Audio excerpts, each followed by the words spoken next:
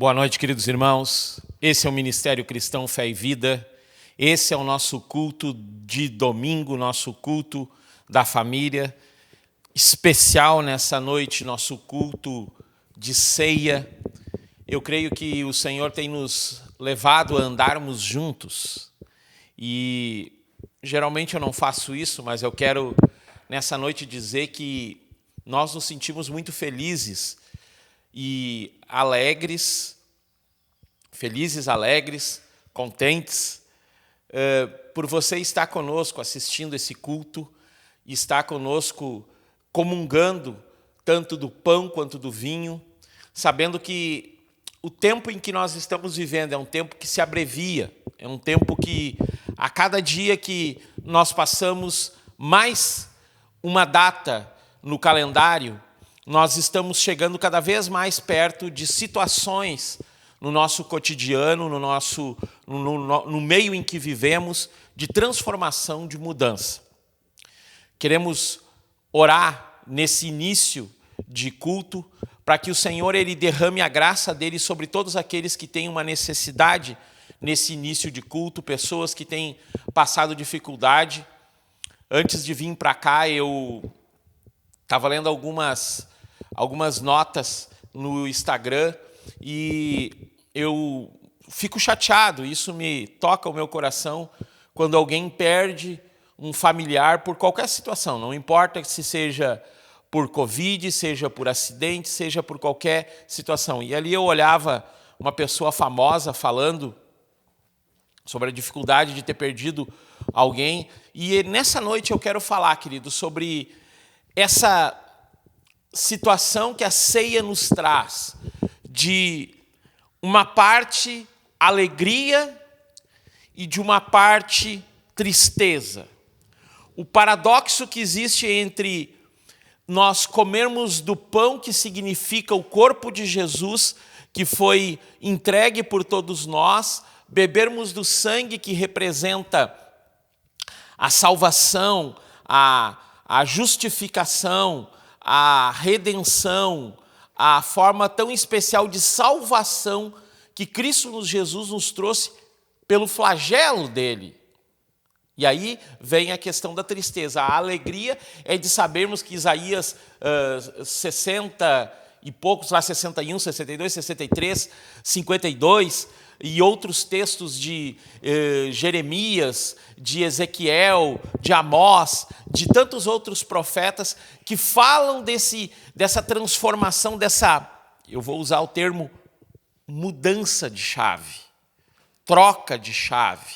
Não chave no sentido chave abrir, mas chave de conectar, de dar o ligue, de dar o power, trocar de um momento para o outro, de expandir algo daqui a pouco que está parado, aquele projeto, alguma coisa, querido. Essa mudança.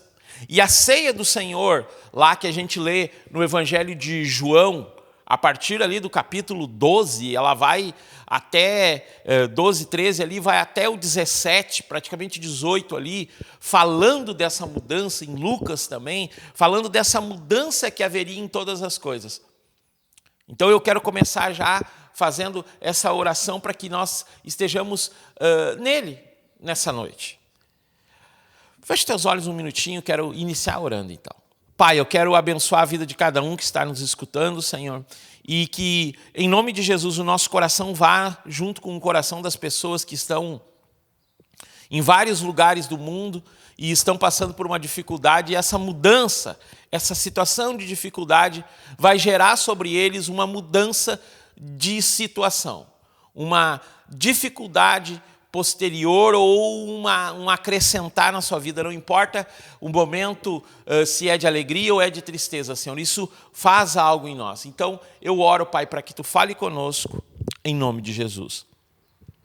Queridos, eu estava lendo a palavra essa semana em João 17, e eu creio que esse texto ele tem muita coisa que a gente pode tirar ainda. Mas aí eu comecei a pensar algo, queridos, que me fez parar e olhar, e como nós temos feito uma análise nos últimos tempos, eu comecei a pensar, cara, que interessante esse pensamento, né? ele veio de uma frase de alguém falando que durante o período de 30 anos Jesus ele esteve no anonimato. E essa pessoa, eu não me recordo, foi algo que eu li, não foi algo que eu escutei, foi algo que eu li. Isso me chamou a atenção e me veio um pensamento, até uma palavra que posteriormente a gente pode pregar, porque eu não tenho subsídios suficientes para falar exatamente sobre esse tema. O que eu quero falar nessa noite é sobre essa questão paradoxal que existe da alegria de termos Cristo como nosso Redentor, nosso justificador, nossa transformação total, mas ao mesmo tempo a morte dele. A morte dele que é tristeza, que é lamento, que é choro. E, na verdade, o que eu quero explanar nessa noite é essa mudança de chave, essa mudança de momento. Projetando, querido, de fato, que nós precisamos entender que, pela pandemia que estamos vivendo, por toda essa situação que estamos vivendo, há uma mudança de chave aqui. Aqueles mais estudiosos poderiam dizer que há uma mudança de tempo aqui, ou uma mudança de estrutura aqui. Mas eu prefiro ficar nesse momento assim, meio que divagando entre uma coisa e outra, meio que pensando uma coisa ou outra, analisando tudo que nós estamos vivendo. E como eu falava, esse irmão falava dos 30 anos de Jesus, né, que ele ficou no anonimato, e me veio um pensamento, que eu falei vai virar uma pregação ainda, mas ainda não tem subsídios, que é o quê? Cara, Jesus viveu 30 anos em silêncio. 30 anos em silêncio. Eu anotei aqui, abre comigo lá no Evangelho de João, capítulo 2, versículo 11. João 2, 11. E olha que interessante aqui. A gente sabe que Jesus, ele aqui tanto nos 3 primeiros evangelhos, conta uma história de Maria, de José, Zacarias, né, lá em Mateus, é Mateus que fala, se não me engano, falando de um Jesus que veio à Terra por através de uma forma especial que Deus coloca ele dentro do sistema, entenda isso, do sistema. E Maria, ela se acha grávida do Espírito Santo, toda essa situação que a gente já leu, já comentou. E aqui no Evangelho de João, da mesma forma, né, ele vai falar de algumas coisas, mas ele começa, João, por ele não ser um evangelho que, diferente dos outros 3, ele é considerado praticamente a mesma forma de escrita. João ele tem uma forma de escrita diferente. E quando ele começa aqui no capítulo 1, ele começa determinando, ou decretando, ou enfatizando o seguinte: no princípio era a palavra, e a palavra estava com Deus, e a palavra era Deus. Eu prefiro uma outra tradução que diz assim: no princípio era o verbo, e o verbo estava com Deus, né? E o verbo era Deus. Falando do quê? Do poderoso, que a gente falava semana passada, né? Do poderoso eu sou, daquele que manifesta, daquele que tem o poder, aquele poder que a gente falou nesses últimos dias, que não é aquele poder que vai me dar o direito de mandar cair fogo do céu, que nem lá nos profetas de Baal, ou posterior, quando o próprio Elias manda cair fogo sobre aqueles 2 destacamentos lá de 50 e 50 pessoas que tinham sido mandadas porque não tinham gostado da profecia que ele tinha dado.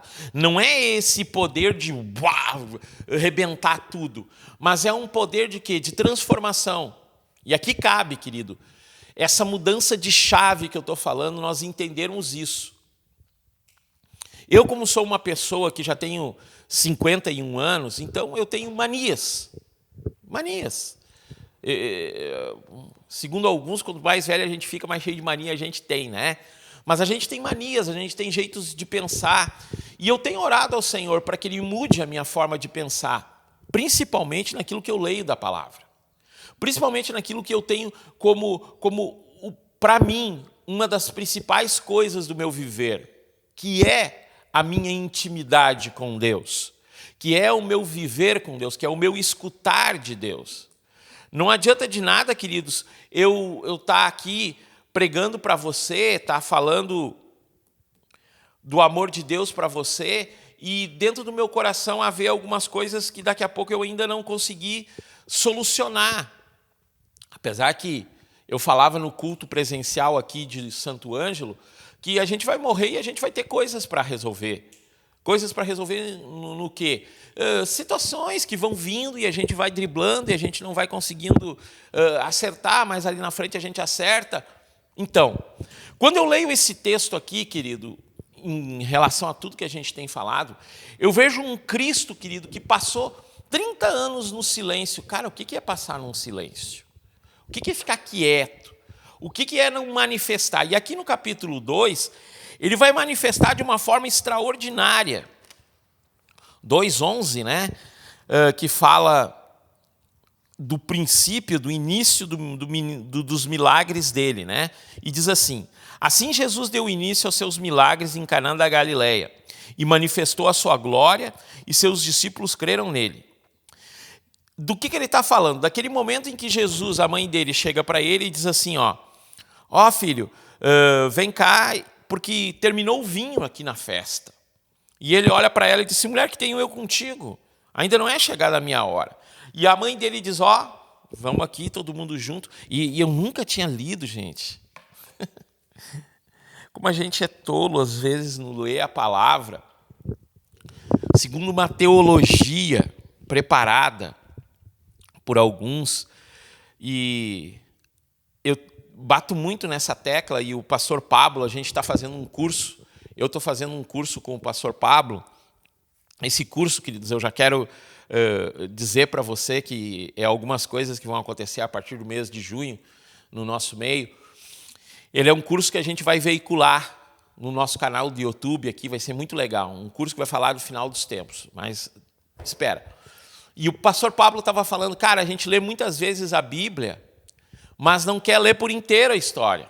Então a gente só lê uma parte, aí a gente toma aquilo como um absoluto na vida da gente, e a gente toma aquilo como um absoluto, como uma verdade que faz diferença para todo o nosso viver, mas só que a gente não lê o texto inteiro, não lê o contexto. E às vezes a gente pega, e eu já repeti várias vezes, estou me repetindo de novo, a gente pega um texto fora de contexto para ser um pretexto para algo que vai nos gerar um problema e pior para outras pessoas que estão à nossa volta. E eu sempre li esse texto assim, como é que Jesus estava numa assim, ele chega para a mãe dele, porque o meu pensamento era esse, né? Eu tinha sido pregado para mim dessa forma. Ele está dizendo para a mãe dele, o que tem eu contigo, mulher? Mas eu nunca tinha entendido que quando ela fala assim, faz o que ele disser, ele falou isso, ela falou isso para os serviçais em oculto foram e deram as 6 talhas ali que Jesus mandou encher d'água. Como assim, pastor? Mas está escrito. Mas, gente, é que a gente olha, lê esse texto, se mostrando tudo isso, mas a gente não entende que quem escreveu, quando João escreveu isso, bem depois, muito lá na frente, ele está contando agora. Não foi contado naquela época. Isso não expôs na época. Foi posterior esse contar. Não sei se eu estou sendo bem claro nisso. É como se eu dissesse assim, eu abençoei a vida de um irmão e falei do amor de Deus para ele, e ele começou a procurar Deus, e de uma forma especial ele começou a falar algumas coisas diferentes dentro da casa dele. Alguém chega para ele e diz assim, mas de onde é que tu tirou isso? Tu tá uma pessoa diferente. E ele diz assim, não, eu tenho conversado com uma pessoa, coisa e tal, papapá. E aí a gente fica assim, mudança na vida dele, mas por que ele mudou tanto assim? Como é que foi a mudança na vida dele? E aí ele começa a falar mais de Deus. Parece que Deus está mudando a vida dele. E lá na frente, numa conversa lá, ele diz assim, um dia eu sentei e conversei com o pastor, e ele falou isso para mim, e isso começou a mudar a minha vida. A pessoa fala assim, mas foi o pastor que falou para ele. Entende isso, querido? Que muitas vezes nós estamos tomando, no caso aqui, Jesus, ele tomava algumas coisas e só foi ser escrito posterior a entender, mas é por isso então que aconteceu tal coisa. É encaixando uma coisa na outra, é mantendo uma nova perspectiva. É como se a gente plantasse, quando a gente planta, fica escondido na terra, até que brote. E isso é necessário, esse é o silêncio que eu estou mencionando de Jesus. Mas para o nosso viver aqui, que nós temos de comunidade, o importante não é eu salientar tanto isso, mas é eu salientar que Jesus ele pegou o vinho, ou melhor, ele pegou a água e transformou em vinho. Isso é extraordinário, querido. Isso é algo assim, ó, jamais visto. Jamais visto. E aí, queridos, é interessante a gente ver também em João 6,11, que eu quero embasar algo para a gente jogar lá na frente sobre a ceia. João 6,11 também. Diz assim, ó. E Jesus tomou os pães e, havendo dado graça, ele distribuiu para os discípulos e os discípulos para os que estavam assentados e do mesmo modo peixes quanto eles queriam. E quando estavam saciados, disse aos seus discípulos, recolhei os pedaços que sobraram para que nada se perca. E recolheram, pois, e encheram 12 cestos de pedaços de 5 pães de cevada e sobejaram os que haviam comido. E é interessante que aquele ali, cara, aquele momento ali, Jesus pegou 5 pãezinhos e os peixinhos e transformou e deu para uma multidão que era de milhar. E o povo se saciou e o povo ficou deslumbrado, querido. Isso é poder, esse é o poder que a gente está falando desde a semana passada. E aqui começa o que eu quero explanar de maior forma a partir dessa ceia, para que a gente comece a trabalhar algo no mês de junho. O que é? O homem sempre quer o extraordinário de Deus, e não está errado. E nós temos que viver milagres, né? Até anotei aqui para não cometer um erro aqui de falar uma besteira, mas quando a gente tem um milagre, o milagre, querido, vamos ver onde é que está aqui. Milagre, acontecimentos fora do comum. Ele é algo extraordinário, ele é algo que eu me impressiono, e eu quero dizer para vocês que nós vivemos todo dia um milagre. Nós vivemos o extraordinário. Pensa comigo, queridos. Pensa comigo o fato de nós termos, no meio de uma pandemia dessas, graças a Deus estamos sanados de alimento, estamos sanados de moradia, de vestuário. Nós, como congregação, o objetivo principal é que Cristo esteja dentro de nós, não é o templo. Mas eu olhando o templo, eu olho algo exterior. E aí eu me projeto para que algumas coisas elas são milagres que acontecem, porque Deus não se preocupa com esse prédio aqui. Mas a gente podendo estar pagando em dia, isso é um milagre. São tantos outros milagres, quando algumas pessoas elas vêm e né, você está me escutando agora, e no culto presencial aqui em Santo Ângelo, que nós vamos ter às 6h, o nosso culto ele é diferente um pouco, foi diferente um pouco hoje. Na verdade, eu estou fazendo antes de fazer o culto, esse vídeo. Mas o nosso culto foi diferente, por quê? Porque a gente deu um momento para as pessoas testemunharem aquilo que Deus tem feito na vida deles, na casa deles. E, cara, isso é o maior milagre, é o maior viver. Mas, no entanto, nós queremos um poder para viver em abundância de coisas e ter grandes coisas sem termos um mínimo de vida com Deus. Jesus viveu 30 anos em silêncio para manifestar 3 anos de uma palavra forte. Nós não queremos. Nós queremos viver tudo em uma intensidade, ou eu até acho interessante viver numa intensidade, mas nós queremos que tudo aconteça de um minuto para o outro. E nós forçamos a barra em algumas coisas. Nós tomamos uma atitude, às vezes, que é estranha. Abre comigo no outro texto agora, para mim pegar tudo isso e trazer para o que a gente quer falar nessa noite, né? O que a gente quer trabalhar nessa noite. Lucas, capítulo 22.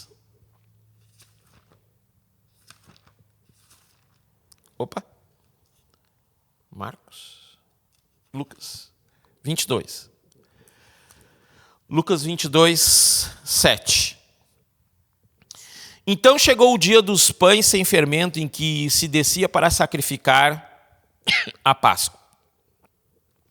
E ele enviou Pedro e João, dizendo: ide preparai-nos a Páscoa, para que nós possamos comer. E eles disseram: onde tu queres que preparemos? E ele lhes disse: eis que quando entrares na cidade, encontrareis um homem carregando um cântaro de água. Segue até a casa em que ele entrar.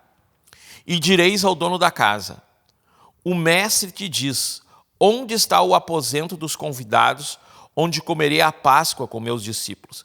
Então eles vos mostrará um quarto superior mobiliado, ali fazei os preparativos. E eles foram e acharam como lhe tinha dito, e prepararam a Páscoa. E chegando a hora, pôs-se à mesa, e os 12 apóstolos com ele. E ele lhes disse: quão intensamente desejei comer convosco esta Páscoa antes que eu sofra. Porque eu vos digo que não mais comereis dela até que se cumpra o reino de Deus. E ele, tomando o cálice e tendo dado graças, disse: tomai e dividi-o entre vós. Porque eu vos digo que não mais bebereis do fruto da videira até que venha o reino de Deus. E ele, tomando o pão, tendo dado graças, o partiu e deu-lhes, dizendo: isto é meu corpo, que é dado por vós. Fazei isso em memória de mim. E semelhantemente também o cálice depois da ceia, dizendo: este é o cálice do Novo Testamento, no meu sangue, que é derramado por vós. Mas eis que na mão do que me trai está comigo a mesa. E na verdade o Filho do Homem vai conforme o que está determinado, mas ai daquele homem por quem ele é traído. E eles começaram a perguntar entre si qual deles seria o que havia de traí-lo. E houve também uma contenda entre eles sobre qual deles deveria considerar-se o maior. E ele lhes disse: os reis dos gentios exercem senhorio sobre eles, e os que exercem autoridade sobre eles são chamados benfeitores. Mas não será assim com vós, mas o maior entre vós será como o menor, e quem governa como o que quem serve. Porquanto, qual é maior que está à mesa ou o que serve? Porventura, não é quem está à mesa, mas eu estou entre vós como aquele que serve.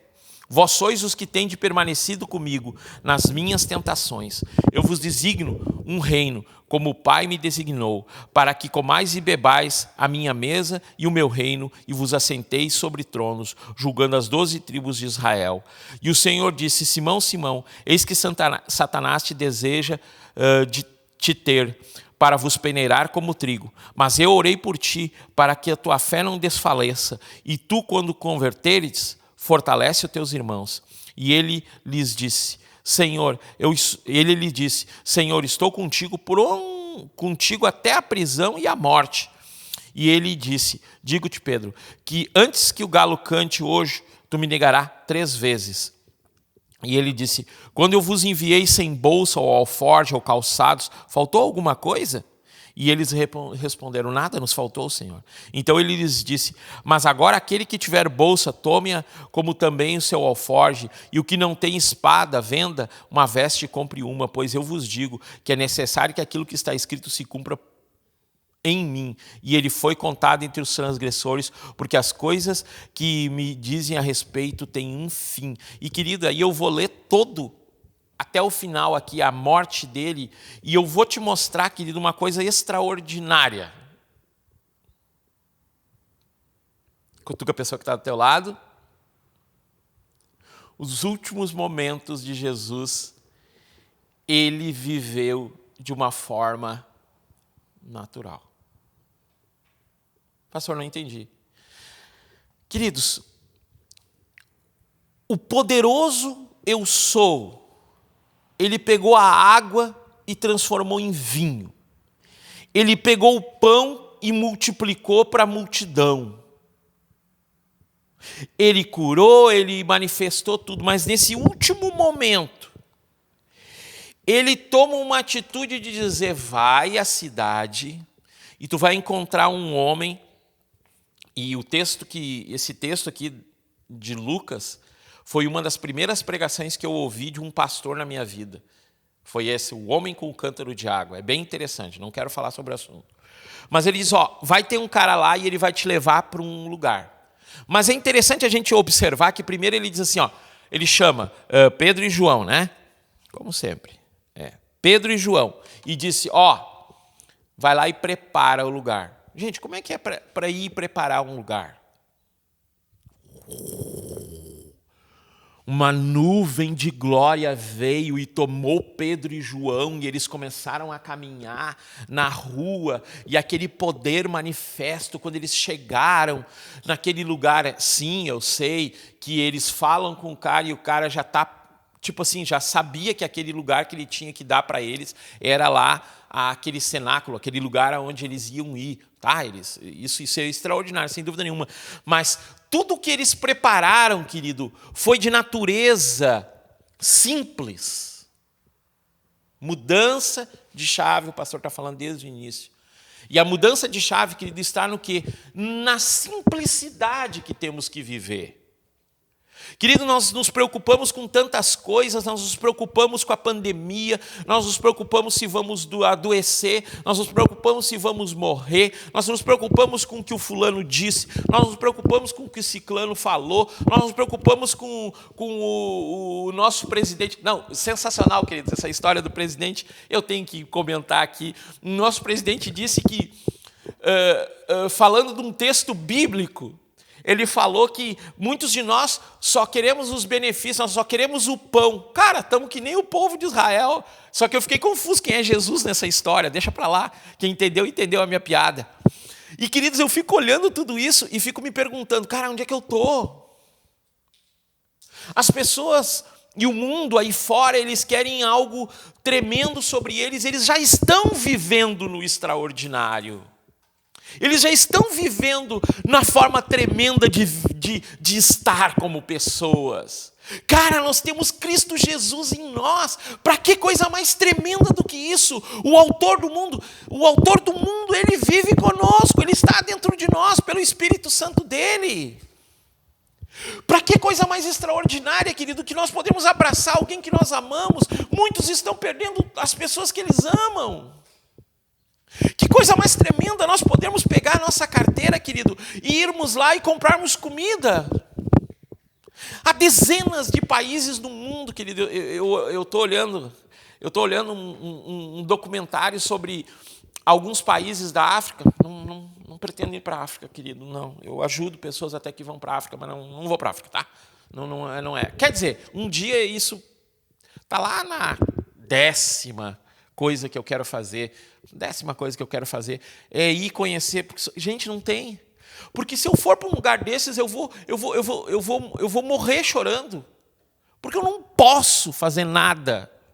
Pastor, mas o senhor tem que acreditar no poder de Deus. O senhor tem que acreditar no extraordinário de Deus, no sentido de que, e eu quero deixar bem claro aqui, queridos, eu não estou pregando contra o extraordinário de Deus. Pelo contrário, estou tentando provar para você que o extraordinário de Deus, nós vivemos nele e nós temos que querer cada dia viver dentro desse extraordinário. Mas, para viver esse extraordinário, a chave que tem que ser mudada é simplicidade. Jesus foi simples, querido. Ele pegou o pão ali. Ele disse, cara, vão lá e preparem. Como é que é preparar um lugar para um último momento? Fizeram comida, tipo, tá ligado? Sabe o que é preparar o ambiente para a última ceia, queridos? Meu irmão, pega a visão. Eu vou te mostrar agora como é que é preparar o último momento. Tu vai lá e cozinha. Foi isso que Pedro e João foram fazer. Foram lá, tipo, comprar os peixes. Mas Jesus tinha multiplicado o peixe. Caramba. Para quê? Mas para um pouquinho. Ele multiplicou os peixes. E agora ele vai lá e manda os caras preparar uma ceia. Então, significa que eles foram lá, compraram o peixe, assaram o peixe. Sei lá o que mais que tinha, não sei como é que é a comida deles. Prepararam o pão, compraram o vinho. Cara, não foi nada assim, que foi uma mágica. E ceia, querido, é simplicidade. Abre comigo, estamos indo para o fim. 1 Coríntios, é claro que vai continuar esse meu pensamento. Simplicidade, querido, a ceia da simplicidade. 1 Coríntios capítulo 12. Esse capítulo aqui tem bastante papelzinho. Ora. Ele começa dizendo, ora, acerca dos dons espirituais, irmão, não quero que vós sejais ignorantes. E aí ele começa a falar. Mas aí ele dá uma base aqui, queridos, para nós compreendermos um todo que nós estamos vivendo. Ali no versículo 12. Porque assim como o corpo é um, e tendo muitos membros, e todos os membros desse corpo, sendo muitos, são um corpo, assim também é Cristo. Ele está falando relativo aos dons, que a manifestação dos dons é por através do corpo. O todo faz a diferença, é algo que a gente está sempre falando. O meu individual é abençoado para que eu abençoe o coletivo. Trabalhamos bastante tempo com isso. Porque em um espírito todos nós fomos batizados, em um corpo. Quer sejamos judeus ou gentios, quer que sejamos escravos ou livres. E todos foi dado de beber um só espírito. Pois o corpo não é um membro, mas muitos. Se o pé disser, porque eu não sou mão, eu não sou do corpo, não é, portanto, do corpo. Se a orelha disser, porque eu não sou olho, eu não sou do corpo, não é, portanto, corpo. Se todo o corpo fosse olho, então onde estaria o ouvido?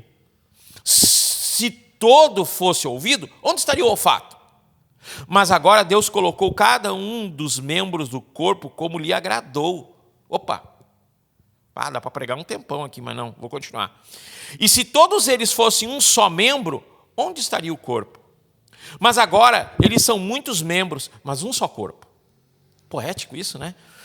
E o olho não pode dizer à mão, eu não tenho necessidade de ti, nem ainda a cabeça dos pés, eu não tenho necessidade de vós. Antes, os membros do corpo, que parecem ser os mais fracos, são os mais necessários. E os membros do corpo que pensamos ser menos honrosos, esses concedemos abundante honra, as próprias partes íntimas são tratadas com maior decoro.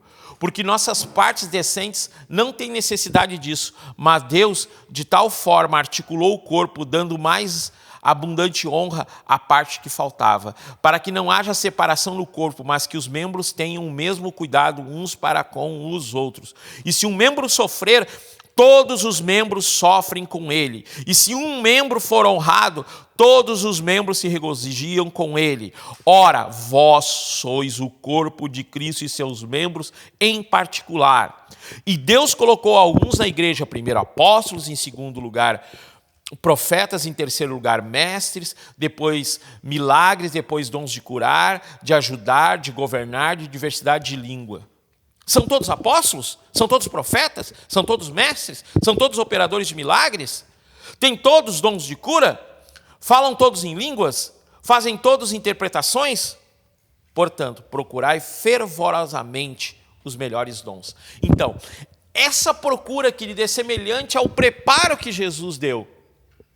É eu que tenho que me dispor. Essa é a mudança de chave que eu estou falando desde o início. Do quê? De nós vivermos em simplicidade. Andarmos juntos em simplicidade.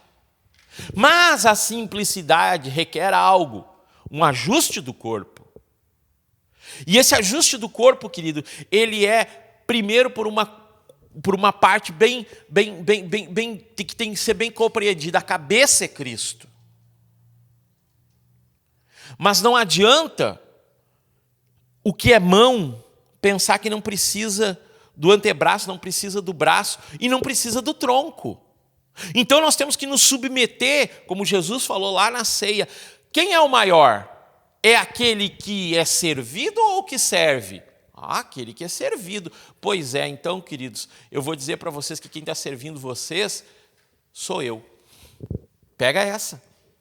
Então a grande coisa é eu querer servir, mas eu querer servir de coração. Eu não quero um serviço que seja um serviço de alguém que não faz com o coração espontâneo, com o coração dedicado, com o coração esforçado. Isso é corpo, querido. A ceia do Senhor me representa então. Peguei tudo que eu falei até agora. A ceia do Senhor me representa então o quê? A última ceia, que é a que nos dá a visão para o que o próprio Paulo fala em 1 Coríntios 11.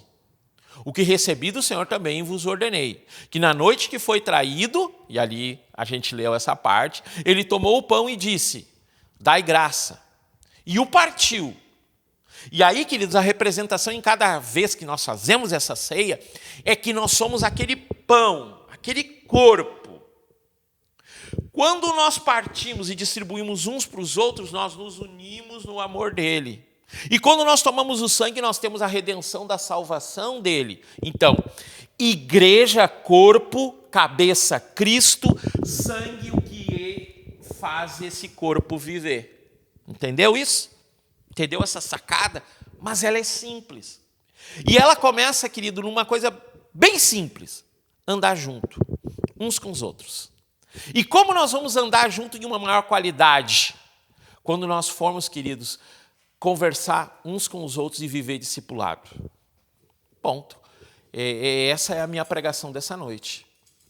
E ela fica como um ponto de interrogação para a próxima palavra que eu vou trazer. Mas a concepção total de que eu estou vivendo, que eu estou falando é: nós temos que comer do pão e beber do cálice. Nós temos que andar como igreja, como corpo. E nós temos que ter em nós a salvação, que é o sangue de Jesus sobre a nossa vida, que é o poder do extraordinário que nós já temos vivido a cada dia. Mas é na simplicidade. Queridos, eu fico feliz em nós termos o canal no YouTube. Eu fico feliz. Mas eu confesso para vocês que eu não quero que isso tome o meu coração. Se houvesse algo que a gente falasse, ou alguma forma que, no início eu disse, nós temos que ter 1000 inscritos para que a gente possa gravar ao vivo. Nós chegamos lá numas metas do YouTube, que não compreendo coisa nenhuma, mas só que a gente não consegue gravar ao vivo porque tem um probleminha técnico aí que a gente ainda não conseguiu resolver. E aí? Não é essas coisas que elas não podem pegar o gosto do nosso coração. O que tem que pegar o gosto do nosso coração é o pão e o sangue. Nós, corpo, Cristo, cabeça, que tem a salvação dentro de nós, que é a nossa vida que corre dentro de nós. Que nesse tempo possamos compreender isso, querido. Você já reservou o pão, você já reservou o vinho, então vamos juntos, querido, passar e juntos vamos dividir esse pão e comer dele e tomar do cálice, que é a salvação de Cristo. Eu sei que o Senhor está mudando muita coisa e Ele vai fazer grandes coisas no nosso meio. O extraordinário de Deus sobre nós. Em nome de Jesus. Vamos ceiar, querido.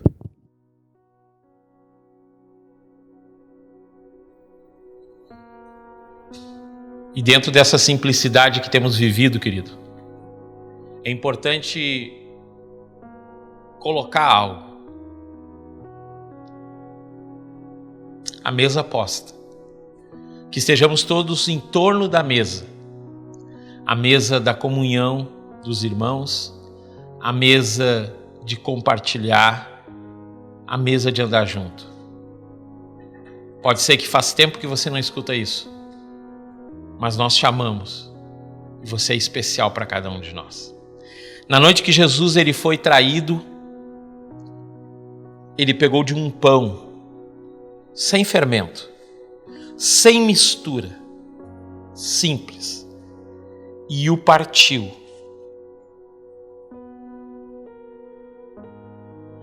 E um por um ele foi repartindo a forma extraordinária de dizer: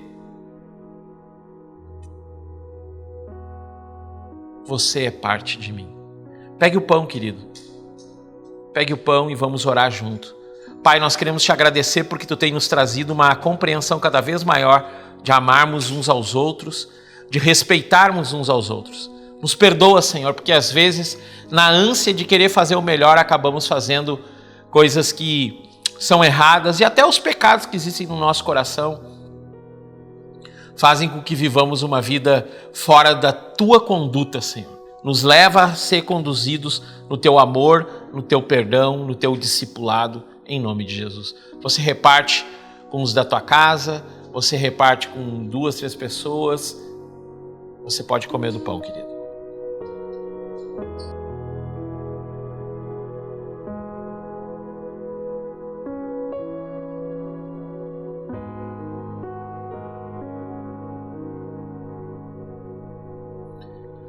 Depois de ter comido o pão, ele disse: este é o cálice do Novo Testamento, da nova aliança.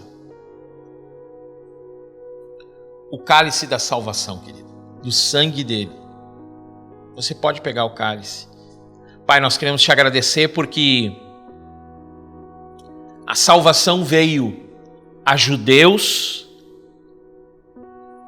a gentios, como diz na tua palavra, a todos os povos, por através de um sangue remidor, de um sangue justificador, de um sangue redentor, de um sangue salvador.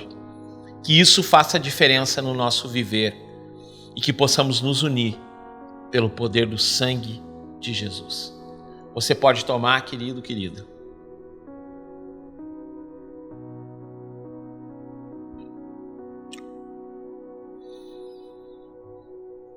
Depois deles terem feito essa cerimônia, eles viveram um dos momentos mais terríveis da vida dele. A morte do amado. Mas quando ele ressuscita, querido, em vários momentos ele aparece e um deles ele está junto com eles comendo. Eu quero ressaltar o que eu falei, eu quero enfatizar, melhor dizendo. Vamos estar juntos em torno da mesa. A mesa da simplicidade.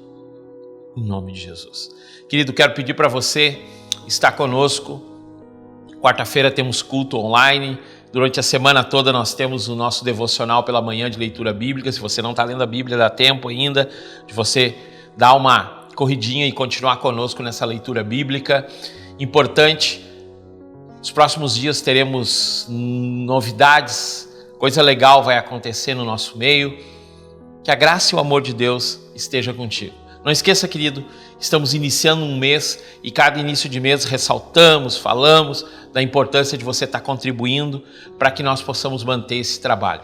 Santa Rosa, estou muito satisfeito, muito alegre, porque a gente tem começado o balé novamente, algo tremendo, as crianças sendo ensinadas no amor de Deus. Que tu te cuide e que o amor do Senhor esteja contigo e faça a diferença em nome de Jesus. Deus te abençoe. Amém, amém.